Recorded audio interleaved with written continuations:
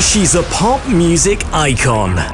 She sold more than 80 million records worldwide. And now she's here. Hi, I'm Kylie Minogue.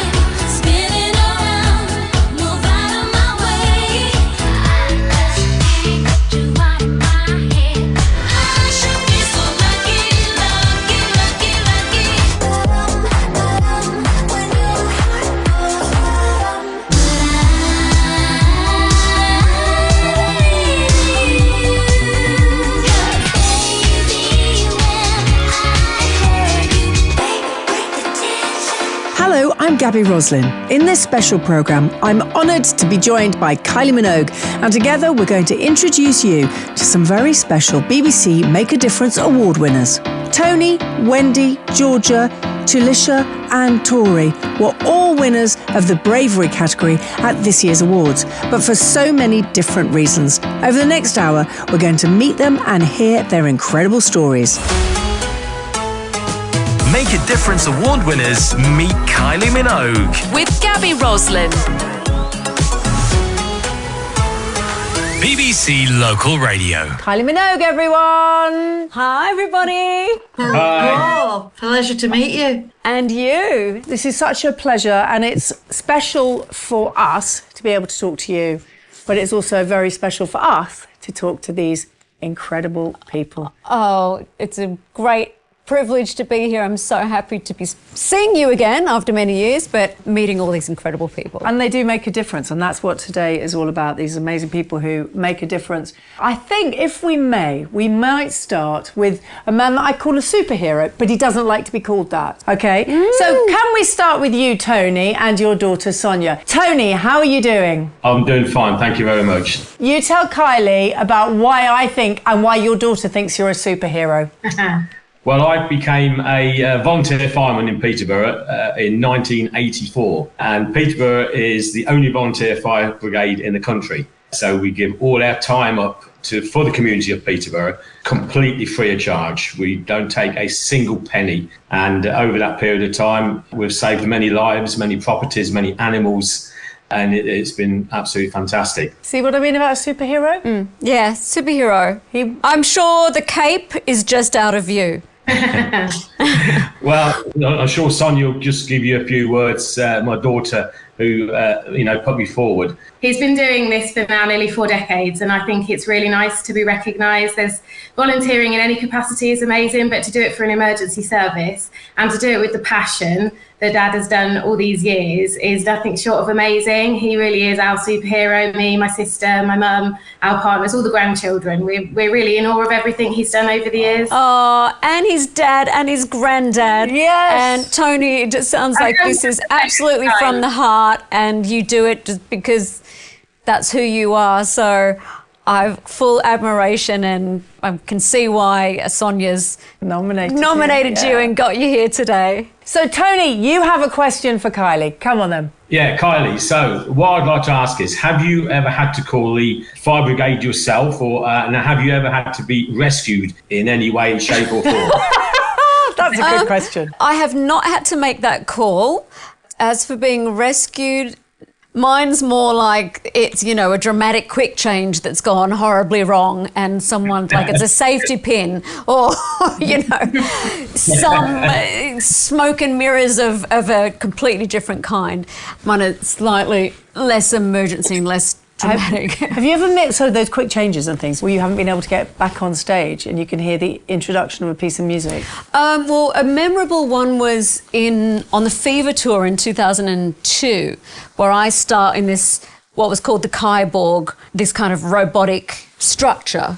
It was kind of super program stuff. There was a bloke below who would press the button at a certain time, and, the chest plate would come out, that would come out, there would be these staggered reveals.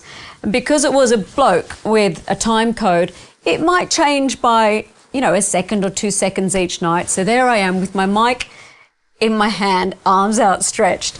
And this particular night, I thought, okay, it's meant to be now. Give it a couple of seconds, few more seconds go. 10 seconds ago. I was thinking this is going to be really, really unglamorous, that there's this huge reveal. Here she comes, and they just have to, lower me back down again. Thankfully, there was a plan B, and a dancer was able to come and manually release me just in time. So there's a bit of panic in the brain. That's just one. I've gone out with like 2 left boots on. I've gone out with, just random wacky stuff. See, I like that sort of thing. Just shows that everybody's human. Make a Difference award winners, meet Kylie Minogue.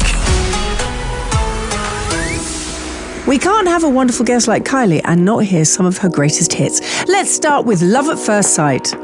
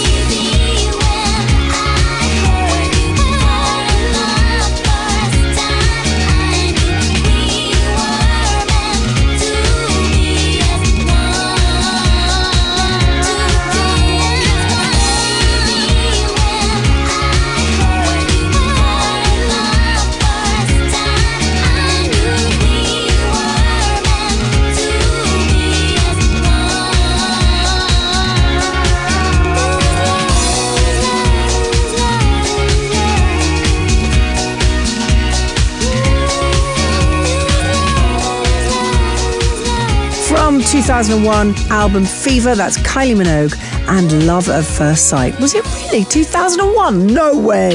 Make a Difference award winners, meet Kylie Minogue. If we may, let's go to Wendy. Hey, Wendy. Hello. Now, your story is incredible. You've raised thousands of pounds for charity. You do Macmillan coffee mornings. You're an amazing woman. When I spoke to you, you said you didn't have any breakfast because you were worried to speak to Kylie, and now look at you, I can see you're as relaxed as anything. So Wendy, could you share with Kylie your story, please? A couple of years ago, I was diagnosed with cervical cancer. And in January of this year, I was told it was terminal with less than a year to live. Oh, I'm so sorry to hear that. Thank you. Although that's the rubbishy side of it, I'm trying to make the most of it. So the important thing to hear is I've got that much time to live, not die, but to live. So I'm trying my very best to live as much as I can in the time that I've got. And in the time I've got, I've done a lot of picking on my mates, getting them to do things that they wouldn't normally do, stepping outside of comfort zones for everyone, just a little bit. Now's the time for you to boss them around, Wendy. A little bit, yeah.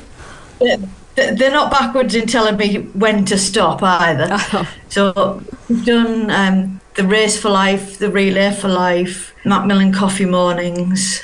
In my local pub, 3 of the bar staff agreed to brave the shave on the Macmillan Coffee Morning for me.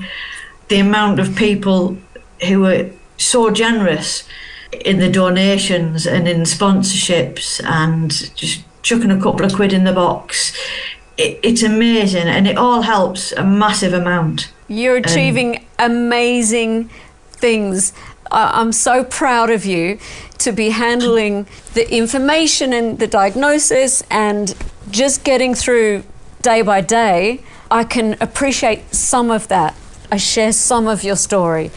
But to be translating that to be empowering other people and doing such amazing things, I can only just say thank you for these acts of bravery and selflessness and really finding the spirit within yourself and allowing others around you to reaffirm life in this moment. It's just incredible. So keep the coffee mornings going.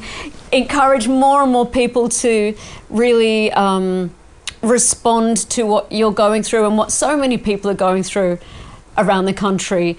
I just want to applaud you that you're doing so well. Thank you so much. I told you, Wendy. You see, you had nothing to worry about today. Nothing to worry about. Kylie. I want to make you a cup of coffee because I do make a very good coffee. Wendy, you've got a question for Kylie as well, haven't you? There's so many questions I would love to be able to ask you, but narrowing it down to just the one is, would you make a return to Doctor Who if you had the chance? I can see over your shoulder there, Wendy, she has a TARDIS. Oh, there is a little teeny TARDIS. Yeah, I would. It was such an amazing experience, and Russell T Davies, legend.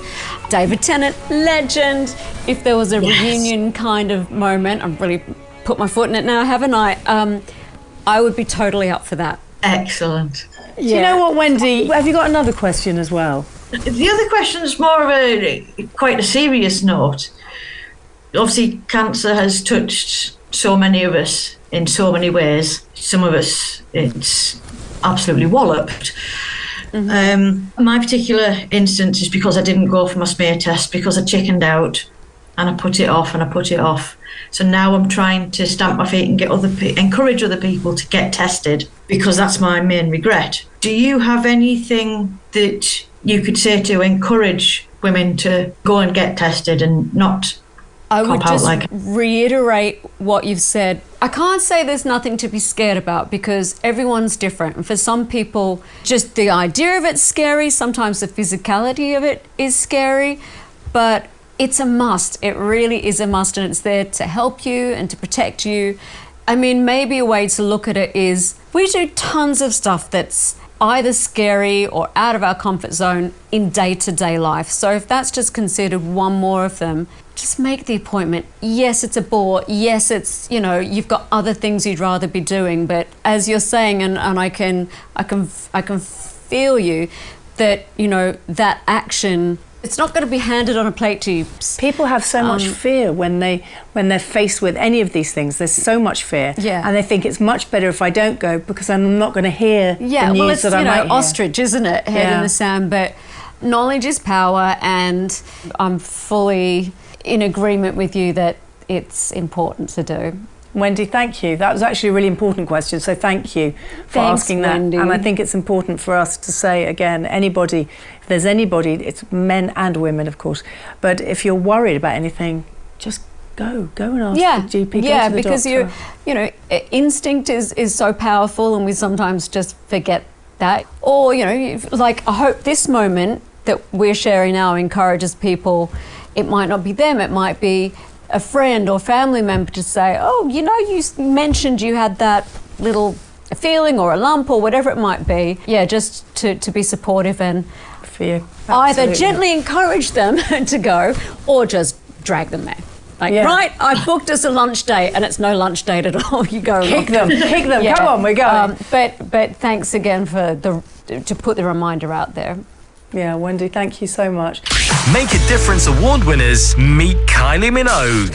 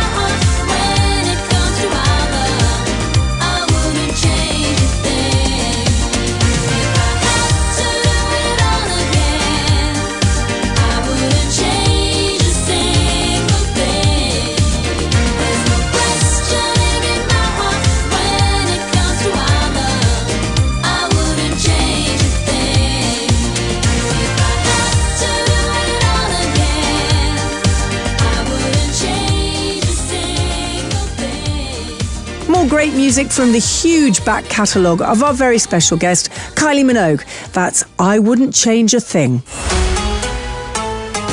Make a Difference award winners, meet Kylie Minogue. With Gaby Roslin. BBC Local Radio. Talisha, let's go to you next, my lovely. How are you doing? I'm well, thank you. Hi, Talisha. So share your story, please. So 6 years ago, I lost my youngest brother, my only brother. He was 15 years old to knife crime in London. He wasn't targeted, it was a mistaken identity. And since then, I've been campaigning for change. I've been doing a lot of social media campaigning as well as raising money, going into schools, primary schools and secondary schools in the UK to educate people around knife crime and changing the mindsets of carrying a knife and picking up a knife.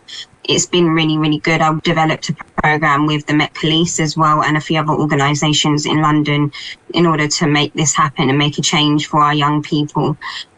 So I'm doing that, plus I work full time, so I'm juggling that, but I want to make a difference and make a change for our future generations and for them to also be able to have a future. That's so incredible. I mean, what's so amazing is something so heartbreakingly negative that you've turned around and you're now helping others is with your foundation as well. So that's astonishing work. How old are you? Do you mind me asking? I'm actually 31 now. Right, so full-time job, managing loss and grief and shock and trauma and all of that, and putting all your time and energy into this. It's amazing. Well done. My gosh. Thank you. You are amazing. You are. And I know you've got a question. Go for it. What would you like to ask Kylie? So I've narrowed my question down because I work with a lot of young people, young children and, secondary school, different age groups. Mm-hmm. I would like to know what impacts you the most when meeting young fans at concerts and where you meet them when you're just walking down the road and day-to-day life. Oh, that's a really good question. How am I going to answer? What impacts me the most? Well, I still have a real wonder that people, this is going to sound really weird, but they recognize me, but especially when it's younger kids, and it's so touching and amazing. And I guess I'd think, I don't know, if I met, a pop star or someone from the telly or Gaby or whoever it was when I was a kid, how kind of magical it would have been. So to be honest, when I meet kids and I feel their energy and excitement, it does as much for me as it does for them. Oh, that's so lovely. And I wonder if when you're doing these talks and educational talks and visits with the young kids, they've got these beautiful open minds, and it's such a good time to be putting your positive message to them and helping them handle parts of the world today that I think information coming from you with your experience and your heart and someone they can relate to is just wonderful. So it sounds like you're having, of course, under different circumstances, but experiencing the amazing frisson of just people and minds and hearts coming together. Brilliant. Thank you very much. Make a Difference award winners meet Kylie Minogue. I've got the track list of your new album here, Padam Padam, which is the greatest pop song ever in the history. And we've known each other a long time, and I've interviewed you over so many years. But it is my favourite ever song. Do you all like Padam? My 11-year-old daughter asked me to tell you how much you love Padam Padam. So Isabella, I'm telling Kylie how much you love Padam. Well, thanks, Isabella. Well, I think this would be a perfect time to play that song. Isabella, this one has to be for you. This is, I love this so much, Padam Padam.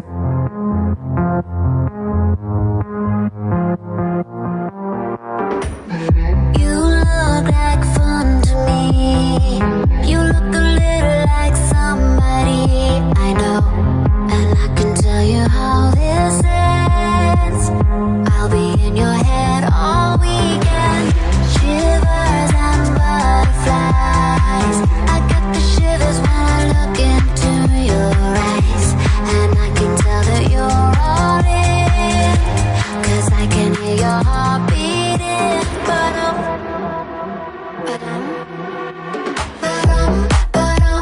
I hear it and I know. I know you wanna take me home. And get to know me close. When your heart goes. I hear it and I know. I know you wanna take me home. And take off all my clothes. When your heart goes. This place is crowding up. I think it's time for you to take me out this club. But we don't need to use our words. I wanna see what's underneath that t-shirt. Shivers and cold champagne. I get the shivers every time you say my name. And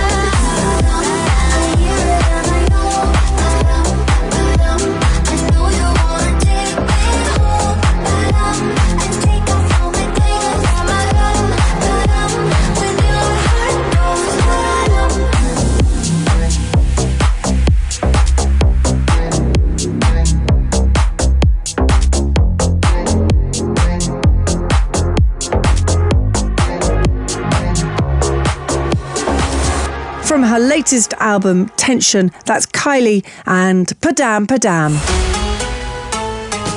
Make a Difference award winners meet Kylie Minogue. With Gaby Roslin.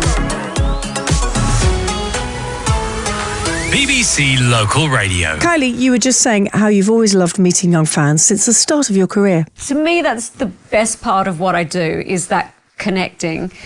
So when I get to see all of you, multi-generational, it totally warms my heart. I've seen families, even in my own kind of touring party, there's been, marriages, divorce, kids, and then grandkids. So it really touches me, the notion of family and, the generations that, from me, have different kind of Kylie experiences, and it's just kind of taken on a whole new moment. Padam Padam has broken through, all of your stuff obviously has, and you've sold, multi-million albums, but that song, did you know that was going to captivate people quite like it did? I knew it was a good pop record. I did not know, however, that it would become a kind of zeitgeist moment and really, like in the blink of an eye, just go everywhere. So, yeah, it's been beautiful to see so many just people getting involved and taking ownership of the song themselves and it becoming something for their lives, which is, just trying to relate this back to you. That's something that you're all doing, is becoming an important moment in other people's lives. And, what you're all doing is, such amazing acts of kindness and selflessness. I get to do it in another way. Yeah, but actually, but you do it. I'd like to think I do that as well, yeah. Spread the joy is always the important thing. Let's go to you now, Georgia. Hey, Georgia. Hi. Georgia is in hospital at the moment, as you can see. She was complaining about the hospital food. She wants some home-cooked food, she was telling me earlier. I bet you do. Misses that. So, Georgia, you've been in and out of hospital since you were about, was it 15? Yeah, 15. Do you want to tell Kylie your story, please? Yeah, so I started kayaking rowing when I was 10 and got into Team GB when I was 13. And from then, my life kind of, evolved around my sport and I loved it. And at 15, I became the youngest to ever win the World Championships. And things were looking great. I had my eyes set on the Olympics. And I then unfortunately suffered my first brain injury, which left me in hospital for 3 months. And I had to relearn. I lost a lot of my memory and I lost my balance. But, a year later, I was back on the World Championship start line and I came away with 2 silvers. And unfortunately, then again, I ended up with a second brain injury, which left me in a coma and in hospital for a year, where I had to relearn to talk, to eat, to walk, and breathe. And I was locked in my own body for 5 months. So the only communication I had was with my eyes. Until I told my mum, my first words were, I told my mum I loved her. And then, I went home, I got back in my boat, and I knew from that moment, I've got through this, I'm going to get to the Olympics. Until, unfortunately, in 2021, when I was 19, I was in a whitewater kayak accident and I sustained another brain injury and a spinal cord injury, which again left me in a coma and fighting for my life. And I went on to spend another year in hospital. And I returned home a year later, still in a wheelchair. But, my first thing was, I need to get back in the boat. To me, that's home. It's what I love. And I'm not giving up on that dream. So I got back in my boat and I got selected for the Paralympic team this year in January. And things were going great. I was learning to own my situation and loving it until April this year, I collapsed. And I suffered a spinal stroke out of the blue. And we were told after months of testing that I have a rare mitochondrial condition called MELAS, which has probably played a part in all my past injuries and everything. And it's a very rare and complex illness that unfortunately doesn't have a cure and is labelled as terminal. So I've now been in hospital the past 5 months, kind of fighting to get my life back, fighting to get back home, facing many setbacks, but I'm not giving up on that dream of the Paralympics. You've just given me chills. I can't even imagine what a roller coaster, and you must have the strongest constitution. Yeah, I'm kind of lost for words because that's astonishing. Georgia is a really remarkable young woman, and you still want to be part of Team GB. You still want to be in the Paralympics, and I think you're a very special young lady. You really are. Yeah. Georgia, you've got a question as well for Kylie. I do. Obviously, I know you've had your own health issues, and I know it's easy to put a brave face on at times, and, you know, especially when you don't feel so strong. But what's something that really got you through, you know, especially the darker days? When I received my breast cancer diagnosis, I was basically meant to be on stage like 2 or 3 days later. That I was in Melbourne and the stage was being set up in Sydney. So, I mean, it's, you know, it's interrupt us regardless, but it was right in that moment. So for you with your sport and your boat, I can relate to that. My goal was to get back on that stage. Like, just, I did it. I don't know how well I did it, but it was important for me to have that goal, and it really did help me. So I suppose for anyone, if you can just focus on what drives you, where your passions are, I just found that I was really thankful, weirdly, that it was in that moment that I was just, that was it. That it was also very physical and mental, but a place to aim to get back to. And I got there, and it sounds like you've done this again and again, and I'm sure you will again. With the extra knowledge you have now about your condition, I'm sure you've helped many other people with that diagnosis, the medical teams, and that will filter through other medical teams of helping to advise other people potentially of the same condition. Gosh, props to you. Yeah, and that thing about, as you say, having that focus of knowing how you're going to get through it because you want to do that, and having that goal is whatever the goal is. Well, I'm pretty determined myself in a very quiet way, but I definitely recognize your spirit, but you are glowing, and however you're getting through this. Have you got your family around often? Yeah, I have incredible friends and family, and they turn up here and throw random parties and turn up in the most stupid costumes. I mean, okay, they're pretty creative. So, I mean, they've been absolutely incredible. Yeah. Great. Well, you're an inspiration. Yeah, you really are, Georgia. And you can say to them, yeah, I spoke to Kylie from my bed today. They'll go, yeah, I'm sure you did. Make a Difference award winners, meet Kylie Minogue. Another from the Fever album, that's Kylie and In Your Eyes. Make a Difference award winners, meet Kylie Minogue. Tori, now with you, if I may, my lovely. How are you doing? I'm great, thank you. How are you? I'm very well. Come on, please share your story. So my story begins from the age of like 5 or 6. I was always a bit of a chubbier child. Every time we celebrated, we were sad, we were happy, we always had something to eat. That's just our family. And I always felt really ostracised, not just within school, but within the community as well. And I ended up gaining quite a lot of weight. I was a size 24 when I was in school, and I felt horrific. Didn't feel like I fit in anywhere, didn't like myself. Just wanted to hide from the world, really. Didn't feel like I fit in at all. And then I ended up losing 8 stone in 9 months and sort of went down the other way. I was constantly running, I was collapsing, I was anorexic, I was bulimic, and I was craving other people's validation so much. And I realised, well, when I was fat, I wasn't happy. When I was thin, I wasn't happy. What else can I do now? What can I achieve? And I realised that if you look for validation in other people, you're never going to be happy. Through that sort of epiphany, I found the Cells Project, which is a local charity, and that's where I work now. So I'll go and deliver anti-bullying sessions to schools of 300 children, and standing up in front of a class still makes me cry, and I've been doing it for a year now. I bawl my eyes out because I'm speaking to me as a 13-year-old girl who was really insecure and didn't have any friends, and that's who I'm speaking to. So every time it makes me really upset. And I also do one-on-one mentoring, and I've got some girls here that I work with as well. We work on self-confidence, about our inner glow, and just feeling good within ourselves, really. Oh, that's amazing. I'm thinking so many lives. Similar to what Talisha does, where you can see things on the TV, you can see it on social media, which has its place, but to have an actual person in the room telling their story is so powerful. And yeah, so you bawling your eyes out, sharing your story in a session at the school is so meaningful.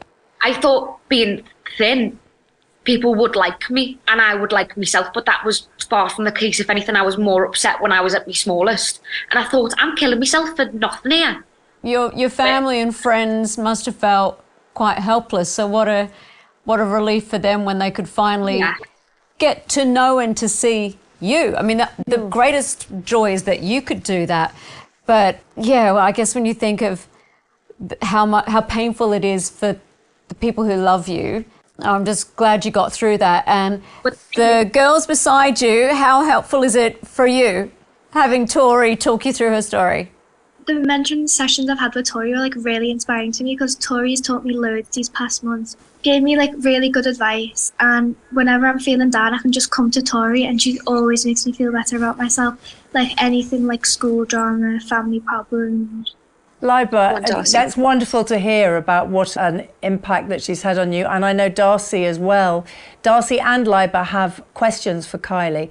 I don't want to run out of time before we get to those, but Darcy, has Tori made a big difference to you as well, Darcy?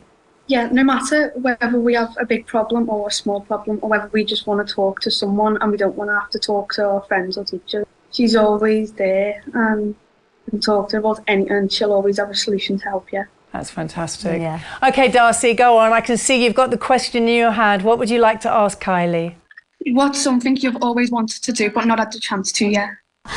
Well, I have jumped out of a plane. I've heli-boarded. I've caught a wave on a longboard. I've done some kind of sporty, outrageous things. I would really love to see the Northern Lights.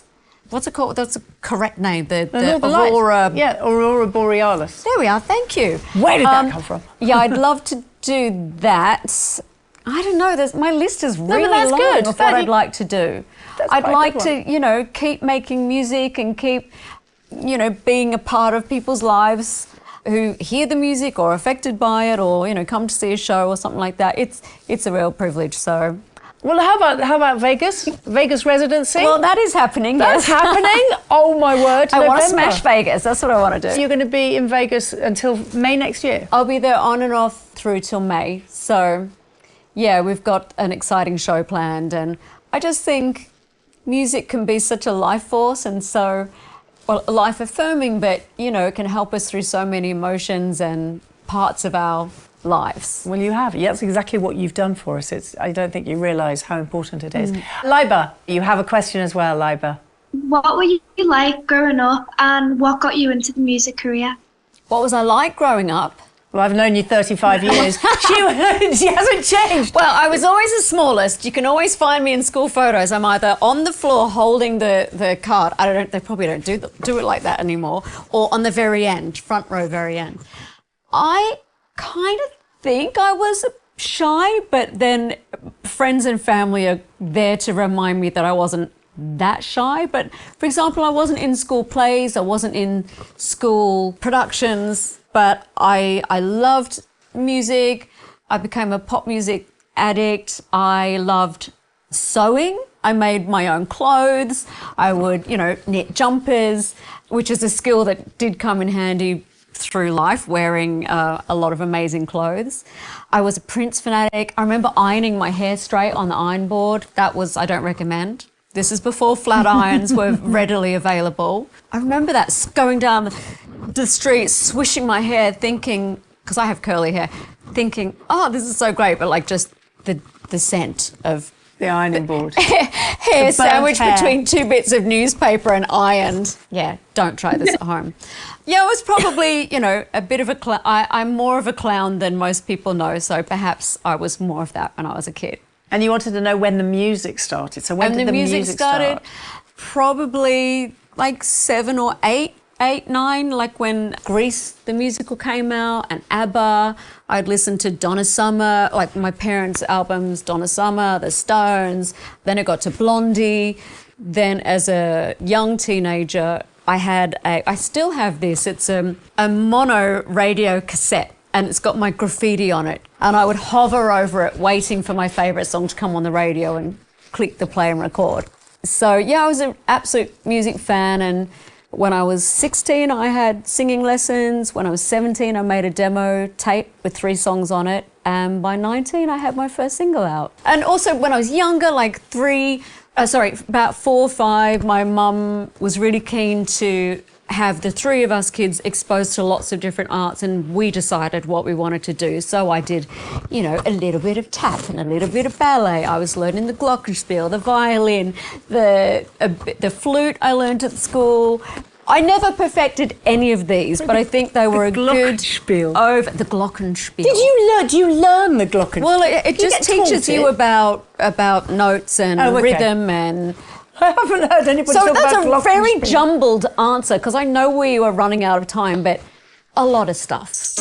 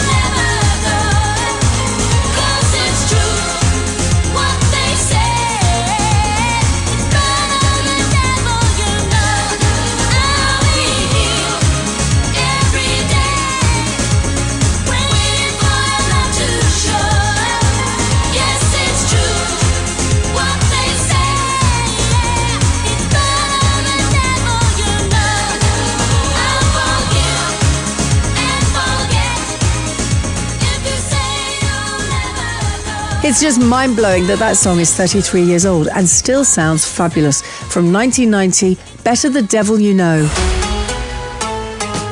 Make a Difference award winners meet Kylie Minogue. With Gaby Roslin. BBC Local Radio. If I may, Kylie, I just want to talk about your new album, Tension. And we already spoke about Padam, but I mean, I have to say, I love Vegas High and Story. Thank you. I love those. Thank you. Absolutely love those. Well, I would just like to mention that Story on the album, as and when you hear it, it's the final track on the album. I'm sure you will all relate to it. It's talking about struggle and you know, and there's a line that says raging hard on the inside, which isn't a line you would really expect me to sing, but it absolutely came from my heart because of going through my own personal struggles and challenges. It's called Story because it's like a thank you to people who are close to you, and in my case, people who are not, in your cases as well, because you touch and affect so many people positively, to say, you're part of my story. You make up part of my existence. It's a bit existential. It's not specifically stuff that's tangible that you can grasp, but through struggle and through challenge, there's such a beauty in that. My takeaway from meeting you all today is we're all human and we need interaction and we need kindness and support and understanding. And whatever it takes from us to go through those situations, it gives us so much more. So I'm glad you mentioned that song because that's exactly what I was going to ask you. This whole album feels so much for the people who have been beside you and the people who have supported you. Yeah, well, a lot of it's Padam, Tension. There's others that are pretty frisky, a little bit risque, but, you know, a part of life that should be celebrated as well.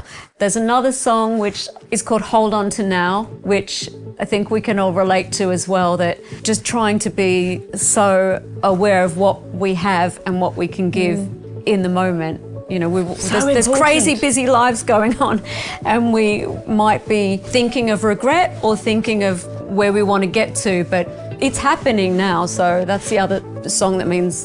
Do you live in the moment? Is that how you try. are? It's not easy for any of us. It really isn't. I'm currently very cognizant that this is a good moment for me, inclusive of any, you know, struggles that I've had. It all makes up the whole of us. And we are whole, changeable, evolving people. And we are so affected by everyone around us and events in life. So yeah, I'm going to try to be in the moment, but the moment becomes the next moment, the next moment. Away, but actually living in the moment, which is what all of you do, because you're selfless and you're very generous and you use the word kind. And I know you feel very strongly about that as well, Kylie, but you know, kindness is the key and all of you have that in abundance. So thank you all so much. Thank you for the work you do for others, and please carry on looking after yourselves because you're very important and you're all glowing. We've used that word a few times. Yeah, and you've made my day. I'm going to just be a foot off the ground for the rest of the day. Thank you so much. Make a Difference award winners meet Kylie Minogue.